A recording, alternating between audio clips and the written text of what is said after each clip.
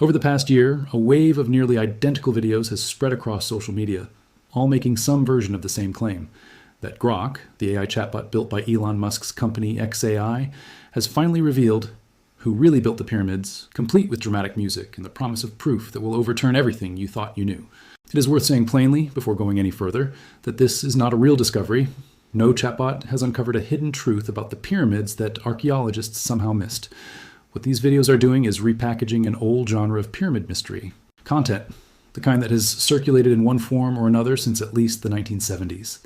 And attaching a trendy AI branding to it because a machine revealing something feels more novel and more shareable than a scholar publishing a paper.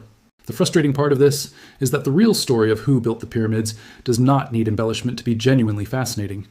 Egyptology has spent the last several decades quietly and rigorously answering exactly this question, using excavated worker villages, tombs, ration records, and, most remarkably, an actual surviving daily. Logbook written by a real member of the construction workforce more than 4,500 years ago. That is not a hidden truth AI dug up. It is published, peer-reviewed archaeology, and it is a far better story than any mystery box video format has room to tell properly. For most of the 20th century, the honest answer to who built the pyramids was frustratingly thin. Ancient Egyptian sources rarely bothered to record the lives of ordinary laborers, since the monuments themselves were built to glorify the pharaoh, not the workforce that built them.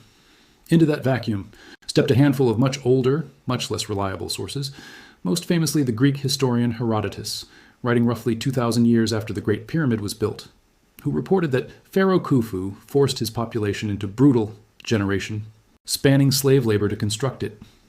Herodotus was writing centuries after the fact, relying on second-hand Egyptian oral tradition and priestly storytelling rather than first-hand evidence, and modern Egyptology treats his account the way historians treat most ancient second-hand reporting, as a valuable clue about later reputation and folklore, not as a reliable eyewitness record of what actually happened during Khufu's reign.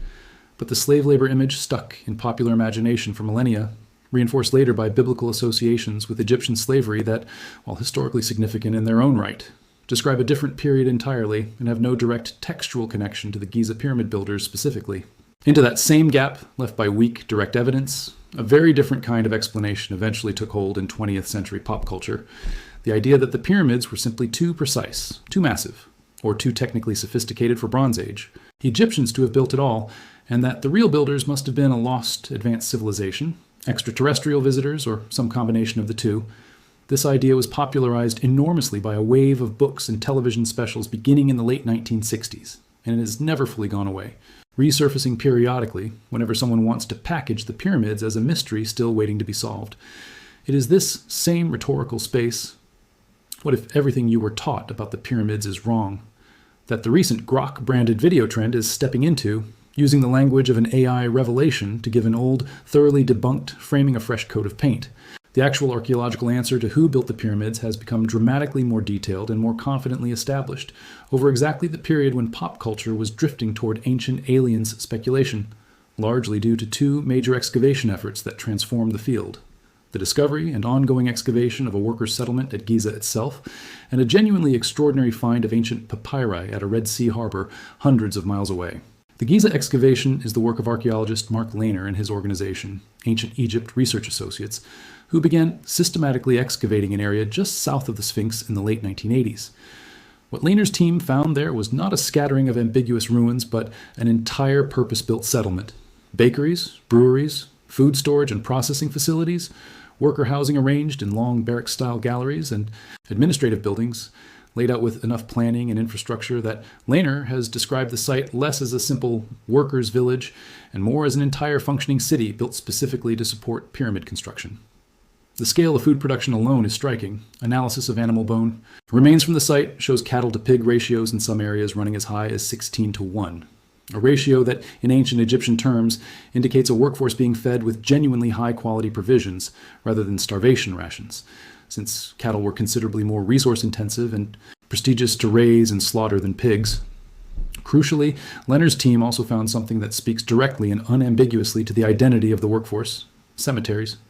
Actual burial sites belonging to the people who worked on the pyramids, located close to the monuments themselves with tombs, constructed with genuine care and, in some cases, inscriptions naming the deceased and describing their roles. This detail matters enormously because in ancient Egyptian religious belief, burial location and quality were treated with tremendous seriousness, tied directly to a person's prospects in the afterlife. Slaves, or forced laborers historically, were not typically granted formal burial in dedicated cemeteries built with real architectural investment close to a royal monument. The presence of these worker cemeteries, built with evident respect and permanence, is one of the clearest pieces of physical evidence archaeologists point to when explaining why the old slave labor narrative has been largely abandoned by the field. It does not match what the workers' own graves tell us about how they were regarded and how they regarded themselves. The second major discovery, and in some ways the more remarkable one, came in 2013 when a French archaeological mission led by Pierre Tallet uncovered a cache of papyri at Wadi el-Jarf, an ancient harbor complex on the Red Sea coast, used during Khufu's reign to bring stone and other materials into the broader logistics network supplying the pyramid project. These papyri are, by a wide margin, the oldest inscribed papyrus documents ever found in Egypt. And among them is what has become known as the Diary of Merer, a genuine day-by-day logbook kept by a real official named Merer, who led a team of roughly 200 workers over a period of several months during the final years of Khufu's reign. Merer's diary is not a mythic account or a religious text. It is closer to a modern shift log or timesheet, recording in half-day increments the mundane, practical details of his team's work. Sailing to the limestone quarries at Tura, loading blocks of fine white limestone destined for the pyramid's outer casing, and transporting that stone up a network of canals toward Giza, where Merer reports to a named superior, Ankhaf, who historians already knew from other sources to be Khufu's own half-brother and one of the most senior officials of his court. The diary even helped confirm a hypothesis Laner had been developing for years based purely on his excavation work at Giza, that the ancient Egyptians had engineered an artificial harbor and canal system reaching close to the pyramid site itself, since the Nile today runs several miles further away than it did during the 4th dynasty, and moving multi-ton limestone blocks that distance by any means other than water would have been enormously impractical. Taken together, the Giza settlement excavations and the Wadi el-Jarf papyri answer the who built the pyramids question about as directly and completely as ancient evidence is ever likely to allow. The builders were ordinary Egyptians, not slaves, and not a lost advanced civilization or extraterrestrial visitors, but an organized, state-supported workforce drawn from across the country, rotated through what appears to have been a structured labor system, fed reasonably well by ancient standards, housed in purpose-built settlements led by named officials whose own bureaucratic paperwork survives to this day, and buried afterward in dedicated cemeteries with a level of care inconsistent with forced or degraded labor. None of this means every technical question about pyramid construction has been definitively settled. It has not, and Egyptologists are refreshingly open about that remaining uncertainty rather than pretending the matter is fully closed. The engineering debate itself is worth walking through in a bit more detail, because it is where the genuinely unresolved scientific questions actually live, as opposed to the manufactured mystery of the video trend. The dominant family of explanations for how multi-ton limestone and granite blocks were raised into position involves some configuration of ramps, long, gradually inclined earthen or rubble structures up which blocks could be dragged on sledges, often with water or wet sand used to reduce friction, beneath the sledge runners, a technique that is itself independently attested in ancient Egyptian tomb paintings, depicting large statues being hauled with exactly this method. Where Egyptologists disagree is over the specific shape and arrangement of these ramps. As the pyramid grew taller and its footprint narrowed, some propose a single long straight ramp extending outward from one face, which becomes increasingly impractical at height due to the sheer volume of ramp material required. Others propose a ramp wrapping around the pyramid's exterior as it rose, and still others propose an internal spiral or zigzagging ramp system integrated into the structure itself, a hypothesis that gained real traction following remote sensing and laser scanning work in the 2010s that identified internal void spaces and structural anomalies inside the Great Pyramid consistent with, though not conclusively proving, an internal ramp system used during construction and later sealed off. Each of these proposals has genuine engineering logic behind it and genuine unresolved problems, and reconstructing exactly which method or combination of methods was actually used remains active, unfinished archaeological and engineering research rather than a settled textbook fact. A separate but related open question concerns precisely how labor was organized and rotated across the roughly 2 decades of Khufu's reign, during which the Great Pyramid was built. Some inscriptions found at Giza reference labor gangs identified by name with titles suggesting a system of organized work crews subdivided into smaller teams that were likely rotated in and out of active pyramid duty on a schedule tied to agricultural cycles. since ordinary Egyptian farming communities would have had significant idle labor capacity during the annual Nile flood season, when farmland was underwater and unworkable, making that period a logical and administratively efficient window for large state construction projects. To draw temporarily on rural labor without disrupting the agricultural economy, the state depended on for tax revenue and food supply in the first place. What is not seriously debated within the field, and has not been for decades, is the basic identity and social status of the workforce. Skilled, coordinated reasonably well, supported ancient Egyptian laborers working within a genuinely impressive state logistics and administrative system, not the coerced slave population of Herodotus's second-hand account, and certainly not the imagined lost civilization or non-human visitors of later pop culture speculation. It is worth pausing on why the slave labor and ancient alien explanations both took hold so firmly in popular imagination despite the underlying evidence pointing elsewhere, because the pattern says something useful about how these viral AI reveals the truth videos manage to keep finding an audience. The Herodotus account deserves a slightly closer look here, because it illustrates a problem that shows up constantly in ancient historiography and that modern readers often underestimate. Herodotus visited Egypt roughly 2,000 years after Khufu's reign, working from oral traditions relayed to him by Egyptian priests and guides, whose own knowledge of events that distant was itself several times removed from anything resembling direct memory or contemporary record. Ancient Egyptian priestly institutions, by Herodotus's time, had their own reasons to shape the story of earlier pharaohs in ways that served their own religious and political interests. And Khufu in particular seems to have acquired something of a harsh reputation in later Egyptian tradition for reasons historians still debate that may have colored the account Herodotus was given. None of this means Herodotus was lying or careless by the standards of his own time. He was, by most measures, a genuinely careful and curious reporter for a Greek historian of the 5th century BCE, and his broader account of Egypt contains a great deal of information that later archaeology has confirmed. But a second-hand, oral tradition transmitted across 2 millennia, filtered through institutions with their own agendas, is exactly the kind of source that modern historical methodology treats with structured caution rather than at face value. And the slave labor narrative built on that foundation has simply not held up well against the physical evidence that direct excavation has since provided. The ancient aliens and lost civilization genre operates on a different but related logic, one that tends to treat the sheer scale and apparent precision of the pyramids as inherently implausible for Bronze Age human capability, without fully engaging with just how much organizational and engineering sophistication the ancient Egyptian state had actually developed by Khufu's reign. This is where the Wadi, Al-Jarf, papyri, and the Giza settlement excavations do some of their most valuable work, because they do not merely describe stones being moved, they describe an entire functioning logistics economy. Quarrying operations coordinated across hundreds of miles, a purpose-built canal and harbor system, centralized food production and distribution capable of provisioning thousands of workers, a bureaucratic paper trail detailed enough to track individual half-day shifts, and a chain of command running up to the pharaoh's own half-brother. That is not evidence of a primitive society stumbling into an accidental engineering marvel. It is evidence of a mature, highly organized state apparatus applying enormous administrative and logistical capability toward a single sustained multi-decade project, which, when properly understood, makes the pyramids considerably less mysterious as an object and considerably more impressive as an achievement of coordinated human effort, precisely the opposite of what both the slave labor narrative and the ancient aliens narrative would have you believe. Both explanations share a common appeal.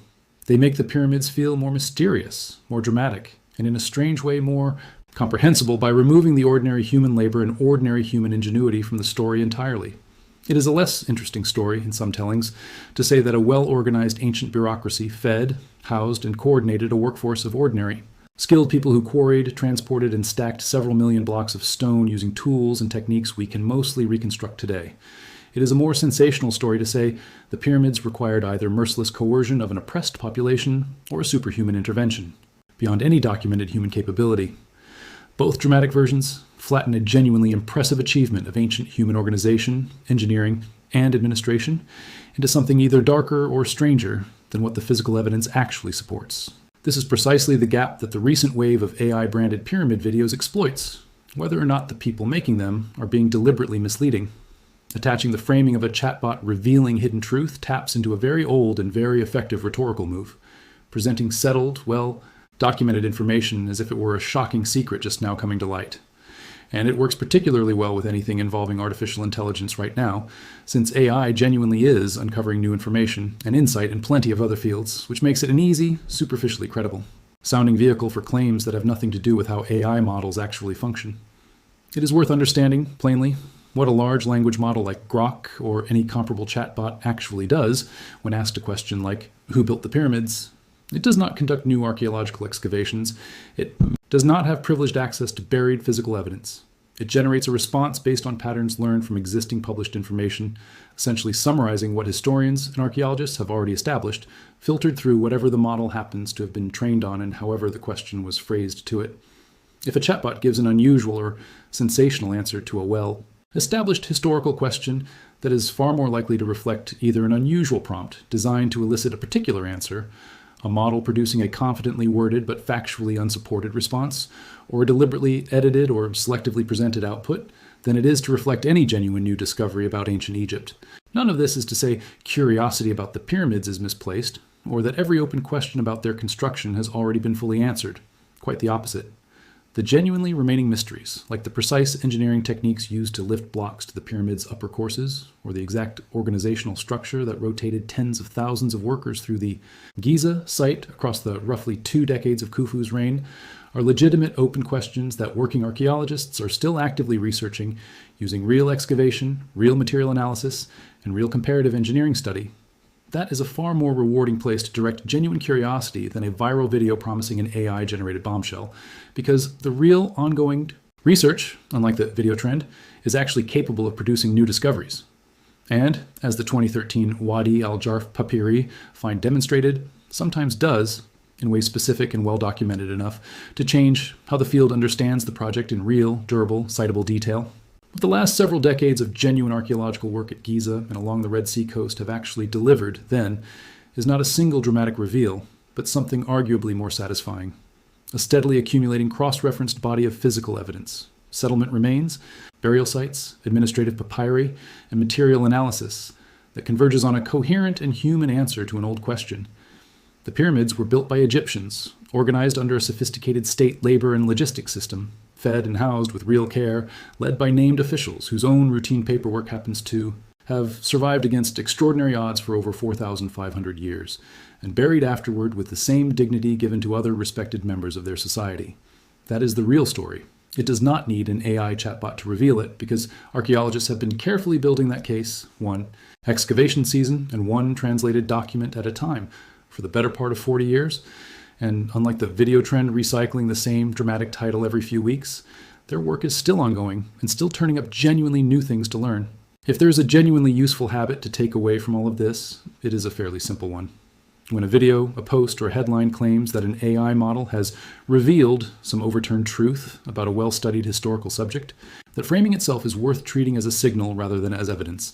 A chatbot is not an archaeological instrument, and it cannot excavate a buried settlement, translate a newly unearthed papyrus, or carbon date a bone fragment. It can only summarize, rephrase, or speculate on the basis of existing published material, and any claim that stakes its credibility primarily on the fact that an AI said it, rather than on citable excavation reports, peer-reviewed publications, or named researchers whose work can be independently checked, is worth approaching with exactly the same skepticism a careful reader would bring to any other unsourced claim. The real answer to who built the pyramids was never actually hidden. It has been sitting in published excavation reports, museum collections, and academic journals for years, available to anyone curious enough to look past the next dramatic video title and toward the researchers who did the actual work of finding it.